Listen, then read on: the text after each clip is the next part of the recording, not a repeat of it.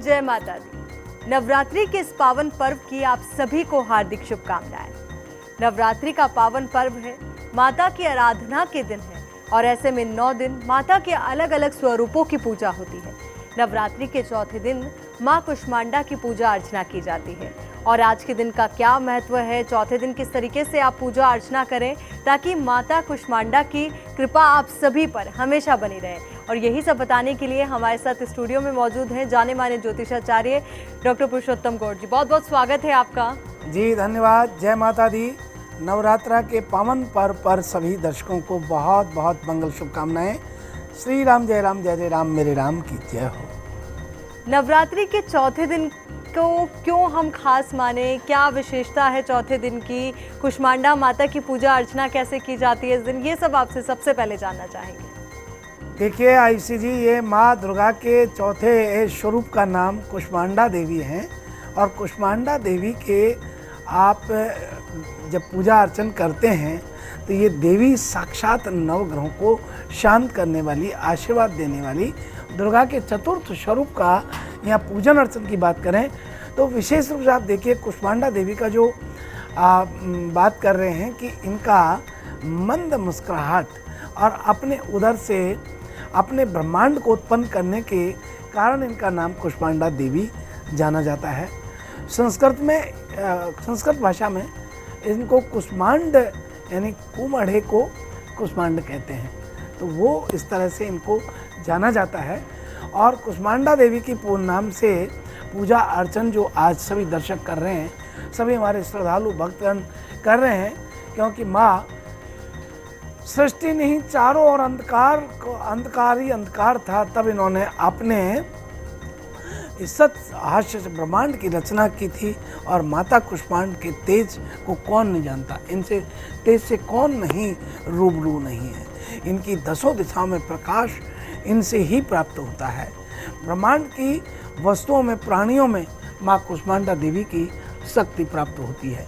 मैं यही कहना चाहूँगा, माँ कुष्मांडा देवी का पूजन अर्चन करते समय आपको अपने भाव से और प्रसन्नता से माँ भगवती का पूजन अर्चन आप करें। और आदि शक्ति माँ देवी कुष्मांडा जो सूर्यमंडल के भीतर लोक में मानी जाती हैं, इनके क्षमताओं को कौन नहीं जानता। माँ की शरीर की कांति और प्रभा सूर्य के समान है, इसलिए माँ देवी भगवती को आज किशमिश का भोग लगाना चाहिए और किशमिश का अर्पण करने के साथ ही माँ भगवती का पूजन अर्चन करना चाहिए। तो आइए सबसे प्रथम पूजन अर्चन की बात करते हैं। शुभ घड़ी शुभ लगन में शुभ लगनम क्षेमम कल्याणम आरोग्यम शुभम भवतु। भगवान जो भी आप अपने देवता का आराध्य का पूजन अर्चन करते हैं, शुभ घड़ी में दीपक प्रज्वलित करना चाहिए, कलश में जल डालना चाहिए और ज्वारे जो उगा रखे उसमें जल डालना चाहिए और उसके बाद जल से पवित्र करें। और पवित्र करने के बाद माँ भगवती को प्रसन्न करने के साथ साथ आप अनेकों प्रकार से माँ भगवती, क्योंकि ये लक्ष्मी के रूप में होती हैं और लक्ष्मी की पूजा यहाँ की जाती है। 3 भागों में माँ देवी को विभाजन देखते हैं। प्रथम 3 दिन यानी चंद्रघंटा तक माँ दुर्गा के रूप में होती है और कुष्मांडा से और माँ कात्यायनी तक माँ लक्ष्मी की पूजन के रूप में देखा जाता है और काल रात्रि से और सिद्धरात्रि तक माँ सरस्वती के रूप में पूजा होती है।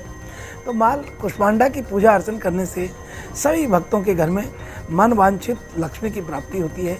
माँ के आशीर्वाद से आपको अनेकों प्रकार के बिगड़े हुए काम भी आपके बनने लगते हैं। माँ भगवती को प्रसन्नतापूर्वक घर में पकवान बना करके भोग आदि अर्पण करना चाहिए। तो ये विशेष तरीका है जिस तरीके से पंडित जी आपने बताया कि कैसे हम पूजा अर्चना करें, और सभी चाहते हैं कि घर परिवार पर माँ लक्ष्मी की कृपा हमेशा बनी रहे, तो वहीं धन वर्षा को लेकर भी खास ये दिन अपने आप में होता है। तो ऐसे में ज़रूरी है कि परिवारजनों के साथ बैठकर शांत मन के साथ माँ कुष्मांडा की आप पूजा अर्चना करें। तो ऐसे में इस दिन क्या करें क्या ना करें, इसको लेकर भी जानकारी आपसे हम चाहेंगे। देखिए, माँ भगवती की पूजा अर्चन के दौरान एक तो क्रोध बिल्कुल नहीं करें, जैसा कि हम सभी लोगों को बोलते हैं कि कभी भी क्रोध नहीं करना चाहिए। वहीं माँ को प्रसन्न करने के लिए, माँ भगवती को प्रसन्न रखने के लिए आपको एक कलश के पूजन के साथ माँ भगवती का पूजन अर्चन जब करें तो आपके भाव होने चाहिए ददानाम हस्तपद्माभ्याम कुष्मांडा शुभदास्तु में, कि माँ भगवती आपको आह्वान करते हुए आपका ध्यान करते हैं और इस दौरान सबको सम्मान देते हुए सबका मान करते हैं। ये भाव जब होते हैं तो फिर माँ का आशीर्वाद प्राप्त करके कोई रोक नहीं सकता। बिल्कुल, यानी कि शांत मन के साथ आप जब इस तरीके से पूजा अर्चना करेंगे तो घर परिवार में खुशियों का माहौल हमेशा बना रहेगा। बिल्कुल पंडित जी, आपसे ये भी हम जानना चाहेंगे कि जब नवरात्रि होते हैं तो ऐसे में धार्मिक ग्रंथों के पाठ का महत्व अपने आप बढ़ जाता है, क्योंकि कहा जाता है कि यही उस सबसे अनुकूल समय होता है जब माता की आराधना से और इन विशेष पाठों के पाठ करने से आपको सभी तरीके के जितने भी दुख हैं उनसे तो निवारण मिलता ही है, साथ ही हर तरह की खुशियाँ भी मिलती है। तो ऐसे में रामायण के पाठ का क्या महत्व है इस दिनों में? हाँ देखिए, रामचरितमानस की आपने बहुत अच्छी बात कही है। रामचरितमानस के जो लोग 9 पारायण करते हैं, 9 दिन के अंदर 9 पारायण होते हैं।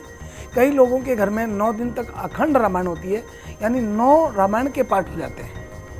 एक रामायण में 9 पारायण होते हैं, लेकिन रोज 9 पारायण होते हैं।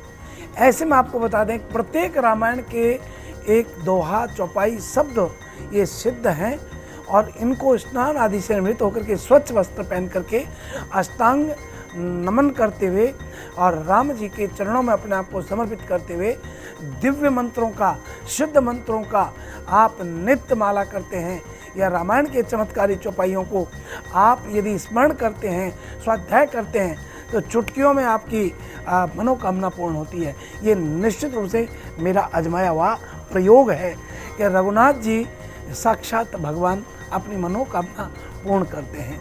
जैसे मनोकामना पूर्ति के लिए बात करें, भव भे सच रघुनाथ जस सुनई जे नर नारी, तिन कर सकल मनोरथ करहीं त्रिपुरारी। ये मनोकामना को पूर्ण करते हैं। और इसी प्रकार संतान प्राप्ति की बात करें तो संतान प्राप्ति के लिए प्रेम मगन कौशल्या निश दिन जात न जान, सूत सनेय बस माता बाल चरित कर गान। ऐसी चौपाई का प्रतिदिन यदि आप जाप करते हैं तो संतान की प्राप्ति होती है।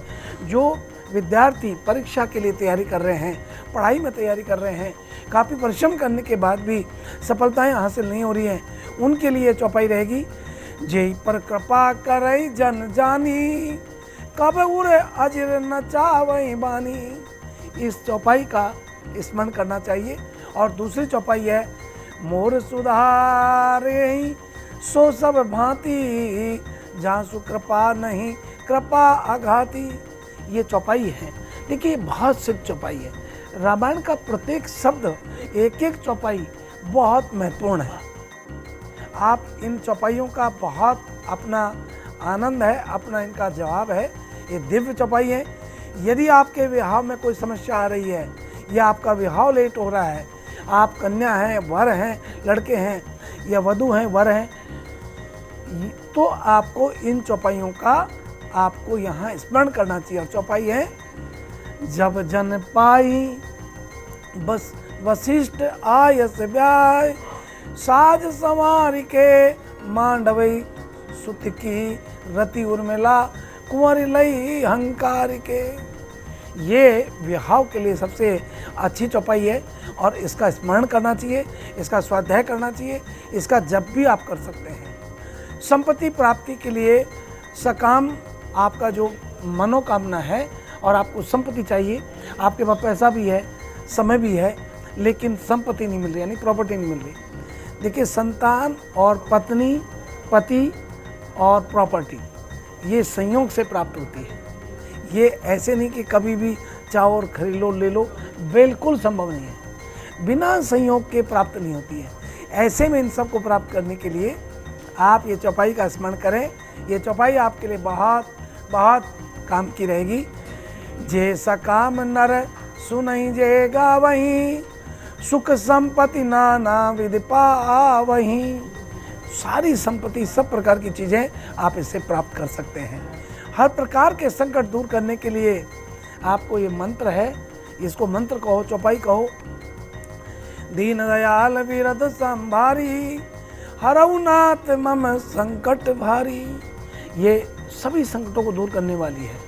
और मुकदमा जीतने के लिए यदि आपका केस हो रहा है, मुकदमा हो रहा है या किसी प्रकार से परेशान हो, तो आपको ये चौपाई बोलनी है। पवन तनय बल पवन समाना, बुद्धि विवेक विज्ञान निधाना। तो ये चौपाई आपके लिए बहुत बहुत आपको काम देने वाली है। विश्व की रक्षा का मंत्र है, या श्री स्वयं सुकृति नाम भवनेश्वर लक्ष्मी, पापात्मनाम कृतदियाम हृदये सुबोधि, श्रद्धा सताम कुलजन पर्वज्वलाज्जा, ताम त्वाम नतास्म परिपालय देवी विश्वम। इस प्रकार से ये अद्भुत दिव्य भव्य मंत्रों की चौपाइयाँ हैं। इनको आप अपने प्रयोग में लीजिए और आपकी मनोकामना पूर्ण कीजिए। एक और बात, आपको बहुत सारी आपदाओं ने घेर रखा है, बहुत परेशान हो चुके हैं, चारों तरफ से आप घिर गए हैं, ऑफिस में क्या, व्यापार में क्या, घर में क्या, रिश्तेदारी में क्या, या कहीं भी आपको, तो आप अपना नाक कान आँख कान गला सब खोल करके सुन लीजिए और ये चौपाई को आप स्मरण करें। और ये चौपाई है, आपदाम अपहर्तारम दातारम सर्वसंपदाम लोकाभिरामम श्रीरामम भूयो भूयो नमाम्यम। समस्त प्रकार के कष्टों को दूर करने वाली चौपाई है। इसी प्रकार से ये हमारी दुर्गा सप्तशती के भी बहुत सिद्ध मंत्र हैं, उनको भी स्मरण किया जा सकता है। बिल्कुल, ये सिद्ध मंत्र हैं जिनका जाप आप करिए, और निश्चित तौर पर अगर आप इन मंत्रों का जाप करेंगे और जिस तरीके से पंडित जी ने बताया हर एक वो उपाय आप करेंगे, तो जो दुर्लभ संयोग है ना, वो भी आपकी ज़िंदगी में आ जाएंगे। और चाहे बात हो प्रॉपर्टी की या फिर संतान की, ऐसा कोई भी सुख आपकी ज़िंदगी से दूर नहीं रहेगा। पंडित जी से और भी कुछ खास उपाय हम जानेंगे, कुछ और खास मंत्रों के बारे में जानेंगे, पर यहाँ रुकेंगे एक छोटे से ब्रेक के लिए।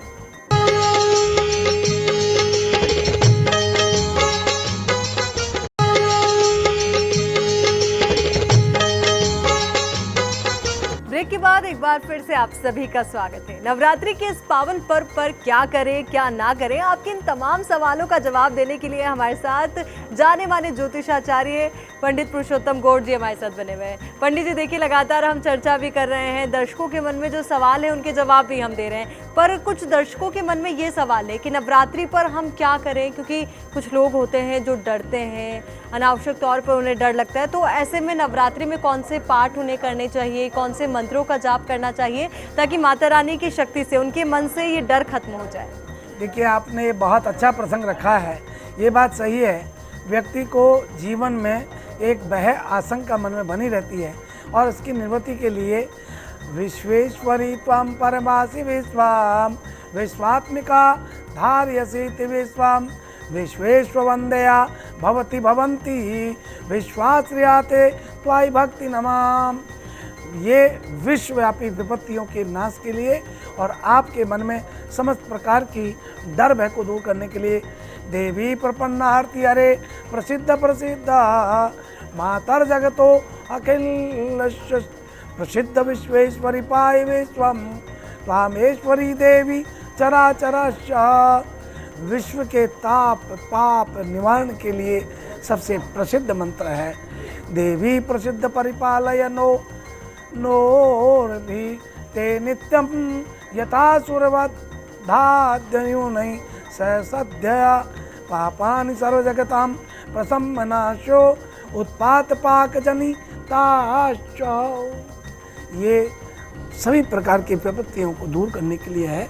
और माँ भगवती को प्रणाम करते हुए मैं कहना चाहूँगा, आपके घर में कोई विपत्ति है, कोई परेशानी है, शरणागत दीनार्थ परिताप परित्राण परायणे सर्वस्वतार हरे देवी नारायणी नमस्तुते विपत्ति नाश के लिए और ये समस्त कष्टों को दूर करने के लिए इन मंत्रों का जाप करना चाहिए।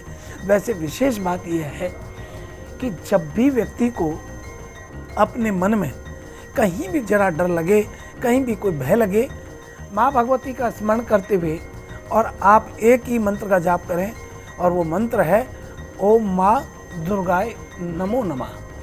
यानी माँ दुर्गा आपके शरण में मैं आपको नमस्कार कर रहा हूँ, मेरी विनती को आप सुने। माँ जगत जननी है, सबकी सुनती है, और ऐसे में देवी आपके भय का नाश कर देती है। बिल्कुल सही कहा आपने कि माता रानी के आशीर्वाद से आपके मन में किसी भी प्रकार का डर हो वो दूर होगा। और ऐसे में अगर आप इस मंत्र का जाप करेंगे तो जब भी आप किसी अच्छे कार्य की ओर जा रहे हो या फिर आपके मन में किसी भी बात को लेकर के डर हो तो इस मंत्र के जाप से आपको एक शक्ति मिलेगी और माँ दुर्गा का आशीर्वाद अपने आप आपके साथ जुड़ जाएगा। पर देखिए पंडित जी, हर दिन के लिए खास उपाय तो निश्चित तौर पर होता है और जिस तरीके से आपने कहा ये जो चौथा दिन होता है वो धन वर्षा के लिए खास होता है, तो धन वर्षा के लिए कोई खास और विशेष उपाय? देखिए, ये मैं सभी दर्शकों को बताना चाहूँगा, माँ लक्ष्मी को प्रसन्न करने के लिए आपको कमलगट्टे की माला लेनी चाहिए। आपका कुबेर हमेशा उत्तर में होता है और उत्तर में मुँह करके और कुबेर का पूजन करें।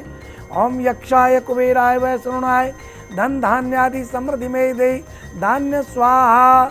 और फिर एक मंत्र का जाप करें, ओम श्रीम ह्रीम श्रीम कमले कमलालय प्रसिद्ध प्रसिद्ध श्रीम ह्रीम श्रीम ओम महालक्ष्मी नमः, ओम महालक्ष्मी नमः, ओम महालक्ष्मी नमः। इसकी आप 11 माला कीजिए, धन की वर्षा होगी और घर में आनंद होगा।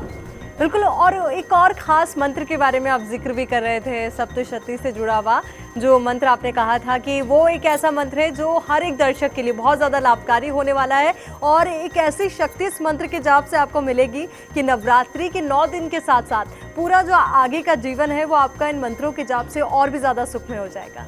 सर्वबाधा विनिर्मुक्तो धन धान सुतान्वितः मनुष्यो मत प्रसादेन भविष्य न संशयः सर्वमंगल मांगले शिवे सर्वार्थ साधिके शरणे त्र्यंबके गौरी नारायणी नमोस्तुते। ऐसा मंत्र है, ये सबकी मनोकामना पूर्ण करने वाला है। लेकिन एक बात मैं जरूर कहना चाहूँगा, राम रक्षा स्तोत्र के पाठ जरूर नवरात्रि में करने चाहिए। राम रक्षा स्तोत्र एक ऐसा रामबाण पाठ है, इसको करने से मान में, सम्मान में, यश में, कीर्ति में विस्तार होता है और लक्ष्मी में समृद्धि होती है, व्यापार में तर्क की उन्नति होती है।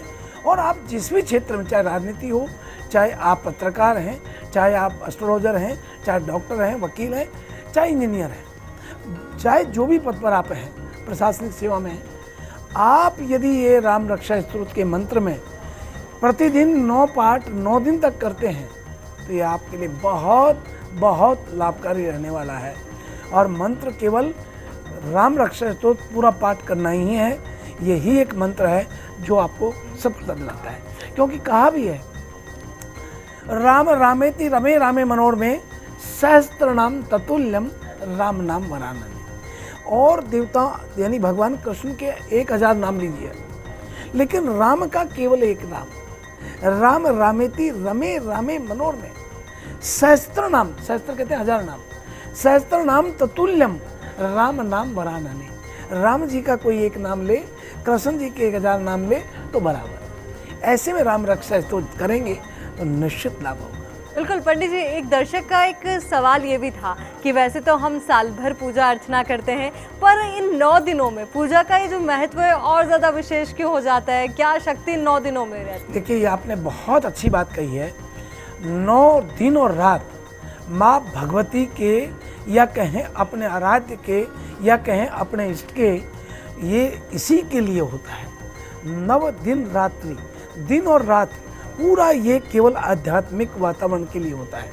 इस समय हमारा होरा, भगवान का संपूर्ण होरा पृथ्वीलोक पर होता है। 33 करोड़ देव देवताओं का यहाँ पूरी तरीके से वास होता है। ऐसे में हमें उनके आशीर्वाद प्राप्त हो, उनका आगमन हो, ये पूरे आश्विन मास से और कार्तिक मास की अमावस्या तक रहता है, यानी देवउठनी एकादशी तक। आप देखिए ना, कार्तिक मास में पूरा मास में स्नान होता है, पूरे मास में ही पूजा होती है, भगवान विष्णु की पूजा होती है, फिर लक्ष्मी की पूजा होती है, फिर सारे देवताओं को उठाया जाता है जो शयन के लिए होते हैं। तो चतुर्मास के लिए शयन चल जाते हैं, तो उन्हें वहाँ देवउठनी एकादशी पे उत्तिष्ठो देवो यानी उठाया जाता है। तो इस प्रकार से ये बहुत विशेष दिन माने जाते हैं।